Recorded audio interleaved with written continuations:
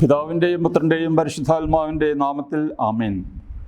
വന്ദരായ വൈദിക സഹോദരരെ, സഹോദരന്മാരെ, സ്ലീബ പെരുന്നാളിന് ശേഷമുള്ള ഒന്നാം ഞായർ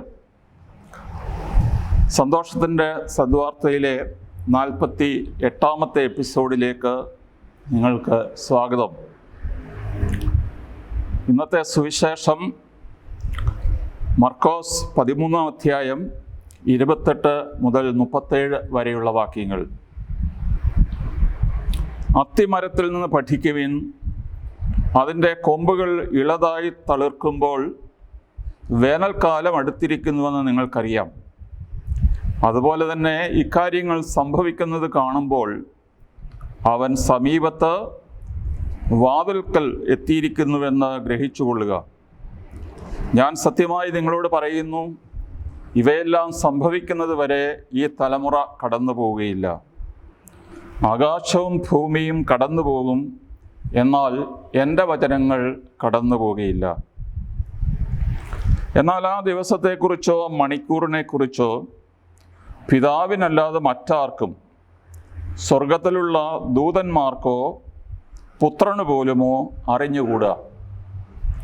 ശ്രദ്ധാപൂർവം ഉണർന്നിരിക്കുവിൻ, സമയം എപ്പോഴാണെന്ന് നിങ്ങൾക്ക് അറിവില്ലല്ലോ.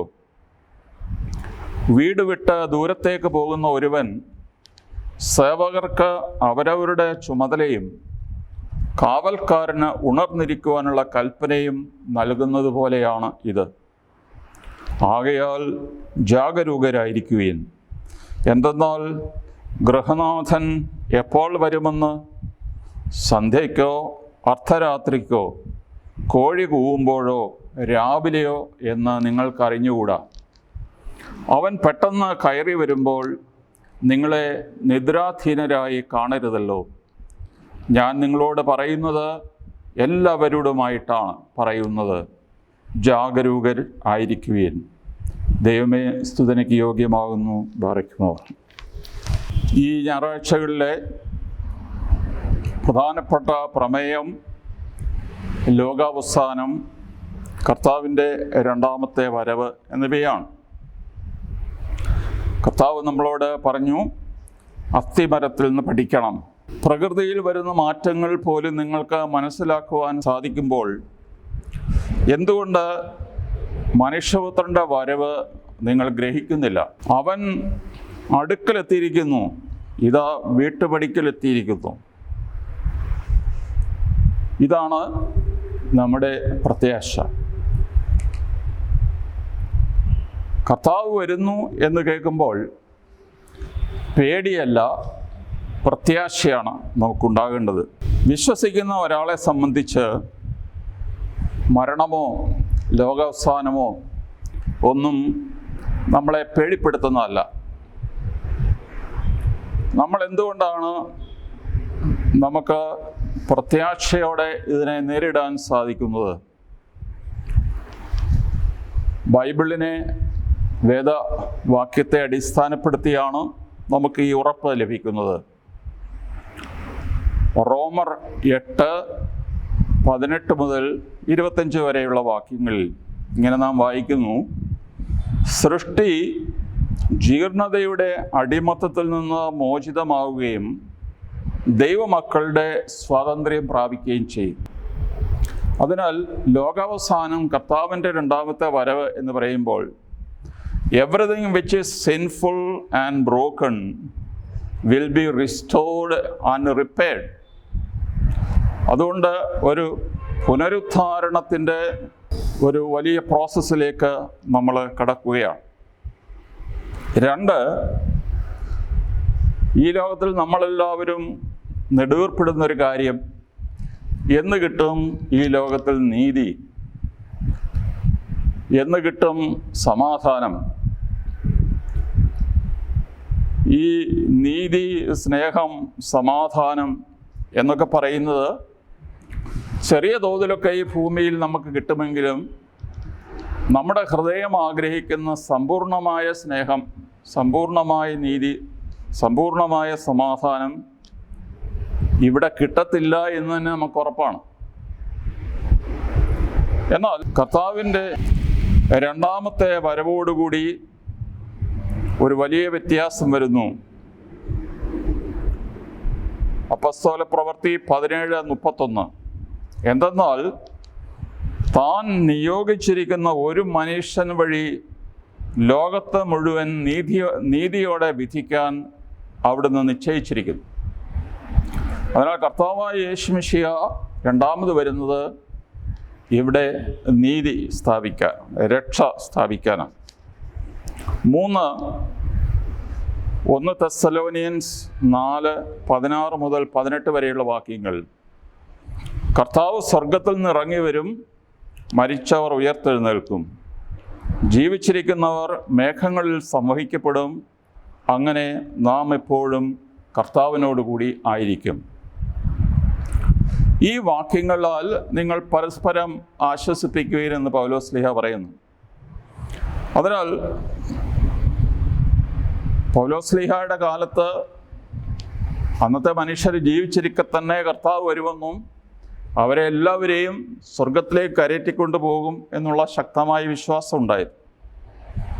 ആ വിശ്വാസത്തിന് കോട്ടമൊന്നും വന്നിട്ടില്ല. നമ്മളെ സംബന്ധിച്ചിടത്തോളം ഈ കർത്താവിനോടുകൂടി ആയിരിക്കുമ്പോൾ മരിക്കുന്നത് നല്ലതാകുന്നു എന്ന് വിശുദ്ധ പൗലോസ് പറയുന്നുണ്ട്. മരിക്കുന്നത് എനിക്ക് ലാഭമാണ്. കാരണം ലാഭം എന്ന് പറയുന്നത് ഒരു നേട്ടമാണ്. കർത്താവിനെയാണ് ഞാൻ പൂർണ്ണമായി നേടാൻ പോകുന്നത്. അതിനാൽ the righteous will have a new body and a new home. കാരണം നമ്മുടെ ഇപ്പോഴുള്ള രോഗഗ്രസ്തമായ, ക്ഷീണമുള്ള, വിശപ്പുള്ള, ബലഹീനതയുള്ള ഈ ശരീരമല്ല നമുക്ക് അന്ന് ലഭിക്കാൻ പോകും. കർത്താവിൻ്റെ ഉയർത്തെഴുന്നേറ്റ ശരീരത്തോട് തത്തുല്യമായ ഒരു ശരീരം നമുക്ക് ലഭിക്കും. അതോടൊപ്പം we have a new home in heaven. അപ്പോൾ പുതിയ ശരീരത്തോടുകൂടി പുതിയ ഒരു ഭവനത്തിലായിരിക്കുന്നതിൻ്റെ സന്തോഷമാണ് നമ്മുടെ കർത്താവിൻ്റെ രണ്ടാമത്തെ വരവ് എന്നുള്ള തീർച്ചയാണ്. എന്നാൽ നമ്മളെ സംബന്ധിച്ചിടത്തോളം രോഗം, മരണം, വേദന ഇതെല്ലാം വേദനാജനകമാണ്. കർത്താവ് പറഞ്ഞു, ഒരു സ്ത്രീക്ക് പ്രസവ സമയം എടുക്കുമ്പോൾ അവൾ ഈറ്റുന്നോവ് കൊണ്ട് കരയുകയും നെടുവേർപ്പെടുകയും ചെയ്തു. എന്നാൽ ഒരു പുത്രൻ ജനിച്ചു കഴിയുമ്പോൾ, ഒരു പുത്രനെ കിട്ടിയല്ലോ എന്നുള്ള സന്തോഷത്തിൽ അവൾ അവളുടെ ദുഃഖം മറന്നുപോകും. ഇതുപോലെയാണ് ഈ കർത്താവിൻ്റെ ഈ രക്ഷ എന്ന് പറയുന്നത്. കർത്താവ് പറഞ്ഞു, ഈ പ്രകൃതി തന്നെ പ്രസവവേദന അനുഭവിക്കുക. എന്താണ്? മനുഷ്യ മക്കളുടെ മഹത്വം കാണാൻ വേണ്ടി ഈ പ്രകൃതി തന്നെ ഈറ്റുനോവ് അനുഭവിക്കുന്നു എന്നാണ് പൗലോസ്ലീഹ പറയുന്നത്. രണ്ടാമത്തെ പ്രധാനപ്പെട്ട ആശയം, ആകാശവും ഭൂമിയും കടന്നു പോകും, എന്നാൽ എൻ്റെ വചനങ്ങൾ കടന്നു പോകില്ല. എന്തുകൊണ്ടാണ് യേശുവിൻ്റെ വചനങ്ങൾ കടന്നു പോകാത്തത്? എബ്രായ ലേഖനം 13:8 പറയുന്നു, Jesus Christ is the same yesterday, today and for ever. ഇന്നലെയും ഇന്നും എന്നും യേശു ക്രിസ്തു ഒരുവൻ തന്നെ. അവൻ്റെ വാക്കുകൾ അവൻ പിൻവലിക്കുകയില്ല. അവൻ ദൈവമായതുകൊണ്ട് അവൻ്റെ വചനത്തിന് മാറ്റം സംഭവിക്കുകയില്ല. അധികാരപൂർണമായ വചനമാണ് അവന് നൽകപ്പെട്ടിരിക്കുന്നത്. മനുഷ്യപുത്രനായതുകൊണ്ട് വിധിക്കാനുള്ള അധികാരവും അവന് നൽകിയിരിക്കുന്നു. യോഹന്നാൻ 5:27. അതിനാൽ കർത്താവിൻ്റെ വാക്കുകൾക്ക് ഹാസ് ഗോട്ട് ഇറ്റേണൽ വാലിഡിറ്റി, നിത്യമായ സാധുതയുള്ള വചനമാണ്. മനുഷ്യർ പറയുന്ന വചനം ഇന്നൊന്ന്, ചിലപ്പോൾ നാളെ ഒന്ന്. അതിനാൽ മനുഷ്യന്, രാഷ്ട്രീയക്കാർ പറയും, ഈ അഭിപ്രായം പറയുന്നത് ഇരുമ്പൊലക്കയാണോ എന്ന് ചിലർ ചോദിക്കാറുണ്ട്. അവർക്ക് എല്ലാ ദിവസവും അഭിപ്രായം മാറ്റി പറഞ്ഞുകൊണ്ടിരിക്കണം, എന്നാലേ അവർക്ക് നിലനിൽപ്പുള്ളൂ. അതിനാൽ അവർ പറയും, അഭിപ്രായം ഇരുമ്പൊലക്കയല്ല, എന്ന് പറഞ്ഞാൽ മാറ്റമില്ലാത്ത ഒരു സാധനമല്ല, അതിങ്ങനെ മാറിക്കൊണ്ടിരിക്കും. കർത്താവിൻ്റെ വചനം അങ്ങനെയല്ല എന്നാണ് കർത്താവ് തന്നെ പറഞ്ഞിരിക്കുന്നത്. 3, ആ ദിവസത്തെക്കുറിച്ചോ മണിക്കൂറിനെക്കുറിച്ചോ പിതാവിനല്ലാതെ മറ്റാർക്കും, സ്വർഗത്തിലെ ദൂതന്മാർക്കോ പുത്രന് പോലുമോ അറിഞ്ഞുകൂടാ. ഇതൊരു വലിയ പ്രസ്താവനയാണ്. പലപ്പോഴും കർത്താവിൻ്റെ ദൈവത്വം നിഷേധിക്കുവാനായിട്ട് ശത്രുക്കൾ ഉപയോഗിക്കുന്നൊരു വാക്യം കൂടിയാണ്. യേശു ദൈവമായിരുന്നെങ്കിൽ എന്തുകൊണ്ട് ലോകാവസാനത്തിൻ്റെ ദിവസവും മണിക്കൂറും യേശുവിന് അറിഞ്ഞുകൂടാ? അതൊരു ചോദ്യമാണ്. എന്നാൽ ഇത് പിതാവിന് വേണ്ടി റിസർവ് ചെയ്തിരിക്കുന്ന ഒരു കാര്യമാണെന്നാണ് യേശു പറഞ്ഞിരിക്കുന്നത്. മനുഷ്യർ പല പ്രവചനങ്ങൾ പറഞ്ഞു. അടുത്ത കാലത്ത് തന്നെ 2000 ആണ്ടിൽ യേശു ഇങ്ങനെ കൈപിടിച്ചിരിക്കുന്നത് 2 എന്നുള്ള അർത്ഥത്തിൽ 2000 ആണ്ടിൽ ലോകാവസാനം സംഭവിക്കും, പിന്നെ 2020 സംഭവിക്കും, ഇപ്പോൾ ഈയിടെ കേട്ടത് 2028 സംഭവിക്കും. ഇങ്ങനെ ഇതിൻ്റെ ഈ പ്രവചനങ്ങളുടെ ചരിത്രം നോക്കുകയാണെങ്കിൽ ഈ 2000 വർഷത്തിനുള്ളിൽ ആയിരക്കണക്കിന് പ്രവചനങ്ങൾ ഉണ്ടായിട്ടുണ്ട് ലോകാവസാനത്തെ സംബന്ധിച്ച്. ആരെങ്കിലും കട്ടായം ഇന്ന ദിവസം ലോകം അവസാനിക്കുമെന്ന് പറഞ്ഞാൽ എല്ലാവർക്കും ഉറച്ചിരിക്കാം അത് കള്ളപ്രവചനമാണ്. എന്തുകൊണ്ടാണ്? കർത്താവ് പറഞ്ഞു, എനിക്ക് പോലും അറിയത്തില്ല, പിന്നെ ഇവനെങ്ങനെയാണ് അറിയുക?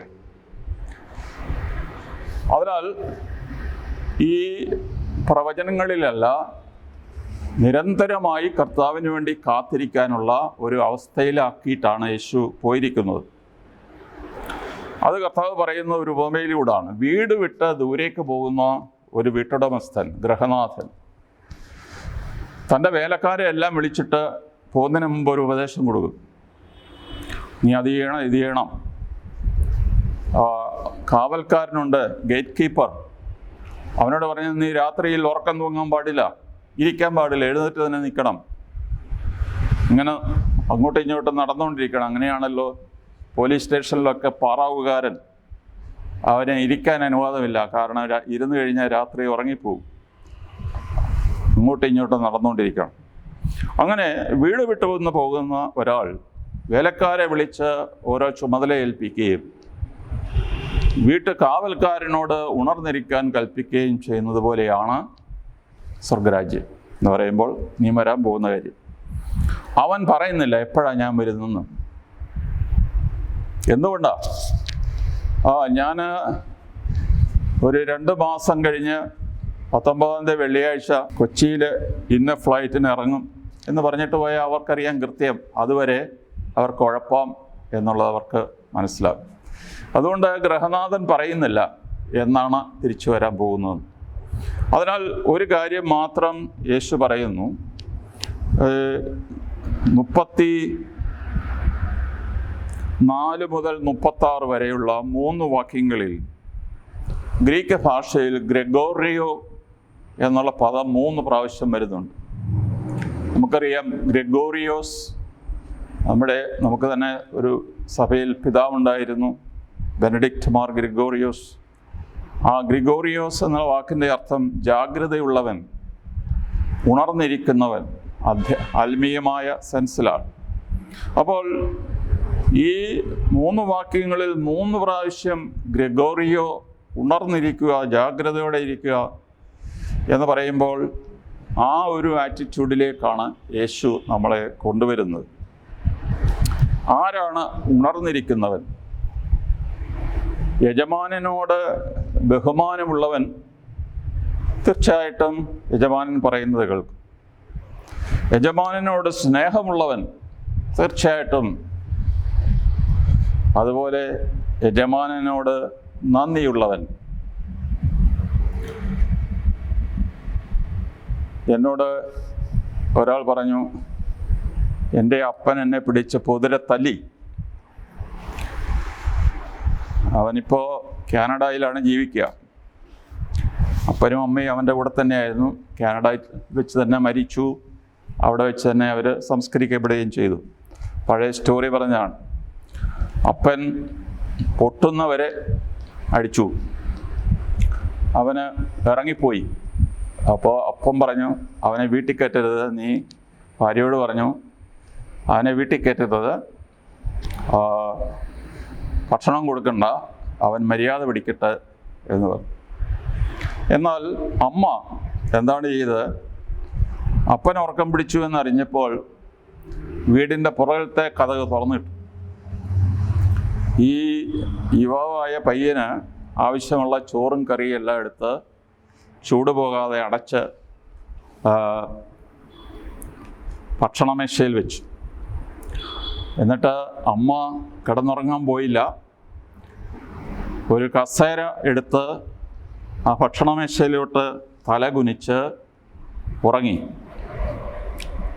അവൻ തിരിച്ചു വരുന്നത് വെളുപ്പിന് 2 മണിക്കാണ്. അവനൊന്ന് എത്തി നോക്കിയപ്പം അമ്മ ഭക്ഷണത്തിൻ്റെ മുമ്പിൽ തല കുനിച്ച് ഉറങ്ങുന്നതായിട്ടാണ് കണ്ടത്. ബാക്കി സ്റ്റോറി നമുക്ക് പ്രധാനപ്പെട്ടതല്ല. അപ്പൻ സ്ട്രിക്റ്റായിട്ട് ഒരു കൽപ്പന കൊടുത്തിട്ടാണ് പോയ. അവന് ഭക്ഷണം കൊടുക്കണ്ട, കഥ അടച്ച് എന്ന് പറഞ്ഞിട്ടാണ് പോയ. പക്ഷേ സ്നേഹിക്കുന്ന അമ്മയുടെ ഹൃദയത്തിന് അത് സമ്മതിച്ചു കൊടുക്കാൻ മനസ്സ് വന്നില്ല.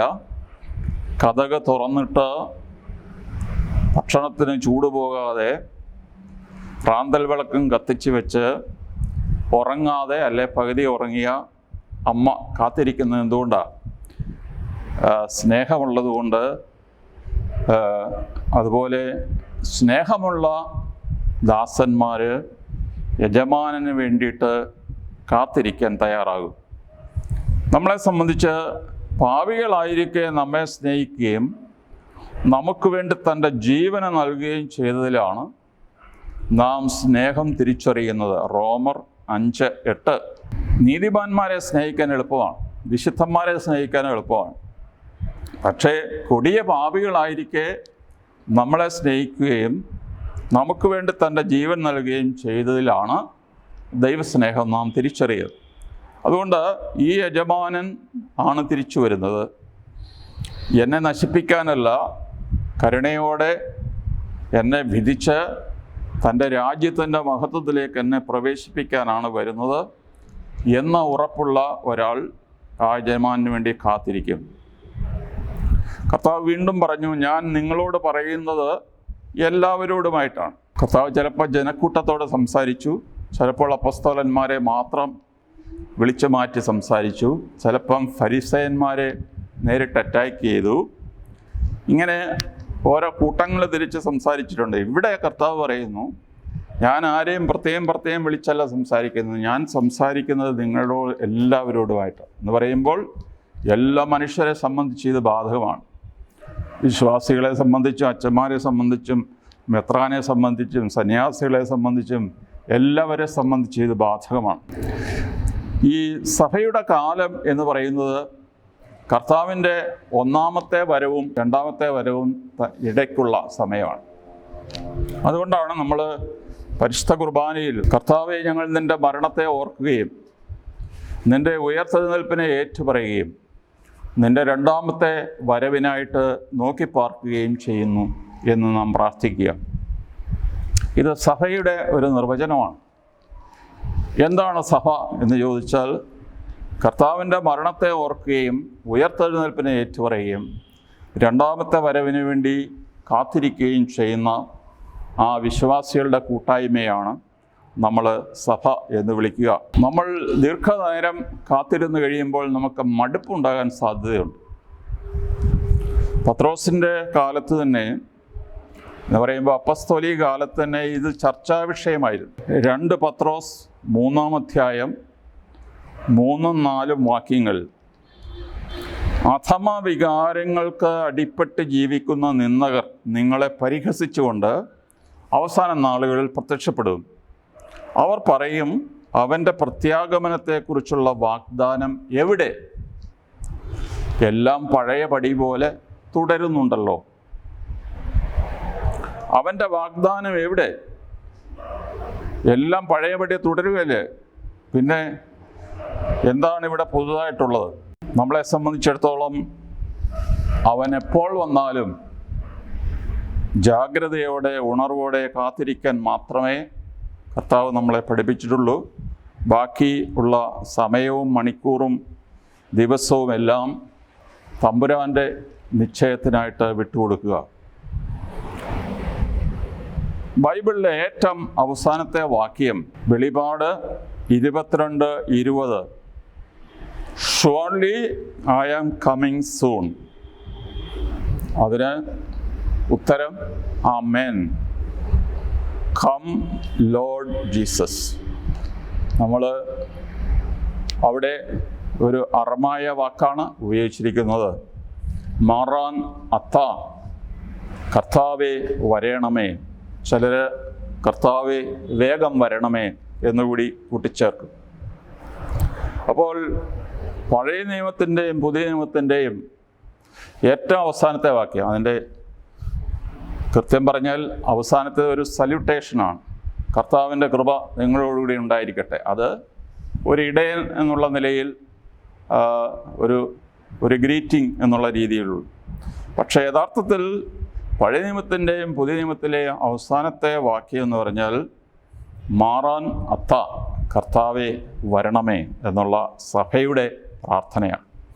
അതിനാൽ ആത്മാവും സഭയും നമ്മൾ ഓരോരുത്തരും ചേർന്ന് പറയുന്ന ഒരു വാക്കാണ് മാറാൻ അത്ത, ഞങ്ങളുടെ കർത്താവേ വരണമേ. ഈ മാറാൻ അത്തായുടെ അരൂപിയിൽ നമുക്ക് ഈ ഞായറാഴ്ചകളിലെ സുവിശേഷങ്ങൾ കേൾക്കുകയും അതിനനുസരിച്ച് ജീവിക്കുവാൻ പരിശ്രമിക്കുകയും ചെയ്യുക. സെപ്റ്റംബർ 20 മലങ്കര പുനരൈക്യ ദിനമാണ്. നിങ്ങൾക്കറിയാവുന്നതുപോലെ മലങ്കര സഭയിലെ മറിയോനിയോസ് മെത്രാപ്പോലീത്തയുടെ നേതൃത്വത്തിലുള്ള പുനരൈക്യം നടന്നിട്ട് 91 വർഷം പൂർത്തിയാവുകയാണ്. നമ്മളെ സംബന്ധിച്ച് സഭയ്ക്ക് വേണ്ടി പ്രത്യേകം പ്രാർത്ഥിക്കുവാനുള്ള ഒരു കാലം. മാർത്താണ്ഡത്ത് വെച്ച് നമ്മൾ ആഘോഷം നടത്താൻ തീരുമാനിച്ചെങ്കിലും അന്തർ സംസ്ഥാന യാത്ര അനുവദിക്കാത്തത് കാരണം അത് നീട്ടിവെച്ചിരിക്കുകയാണ്. എങ്കിലും നമ്മൾ ആയിരിക്കുന്ന സ്ഥലത്ത് ഈ വലിയ സംഭവത്തെ അനുസ്മരിക്കുക, നമ്മുടെ സഭയെ ഓർക്കുക, സഭയ്ക്ക് നേതൃത്വം നൽകുന്ന പിതാക്കന്മാരെ ഓർക്കുക. ഈ കോവിഡ് കാലത്തെ ഒരു ചടവ് ഉണ്ട്. പള്ളിയിലൊന്നും പോകാതെ ഈ ടെലിവിഷൻ്റെയും അല്ലെങ്കിൽ മൊബൈലിൻ്റെയും ഒക്കെ മാത്രം മുമ്പിൽ നിന്നുള്ള പരിപാടികൾ, അത് നമ്മൾ സാധാരണ രീതിയിൽ അനുവദനീയമായ കാര്യമല്ല. എക്സെപ്ഷണലായിട്ടുള്ള ചില കാര്യങ്ങൾ മാത്രമേ ഉള്ളൂ. ഈ കോവിഡ് കാലത്തെ ചടവൊക്കെ ഒന്ന് മാറ്റി ഊർജ്ജസ്വലതയുള്ള, മിഷൻ ചൈതന്യമുള്ള ഒരു സഭയായി മാറുവാൻ നാം പ്രത്യേകമായിട്ട് പ്രാർത്ഥിക്കാം. പിതാവിനും പുത്രനും പരിശുദ്ധ റൂഹായിക്കും സ്തുതി, ആദ്യം മുതൽ എന്നേക്കും. ആമേൻ.